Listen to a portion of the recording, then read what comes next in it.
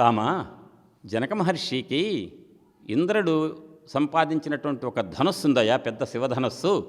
ఆ శివధనస్సుని ఒక్కసారి పట్టుకొని చూస్తావా అన్నాడు. తప్పకుండా గురువుగారు అన్నాడు. శివధనస్సు ఇట్ట పట్టుకోవడానికి ప్రయత్నం చేశాడు. ఆ శివధనస్సు ఎక్కువ పెట్టగలిగే మగవాడు ఎవరు లేరట అప్పట్లో. ఒక్కసారి రాముడు ఎక్కువ పెట్టాడు. ఎక్కువ పెట్టే సమయంలో సీతమ్మ ఆ కిటికీ గూడులోంచి చూస్తుందట. ఎవరో మంచి అందగాడు ఆజానుబాహుడు వచ్చాడని చెప్పి చెలికత్తలు చెప్పగానే, అమ్మ అబ్బాయి తీస్తే బాగుండు శివధనస్సు. ఎందుకని?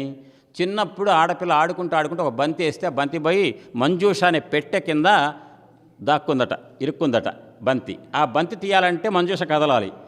500 మంది సేవకులతో మాత్రమే నెట్టిస్తే మంజూష అని శివధనస్సు పెట్టిన పెట్టె కదులుతుంది.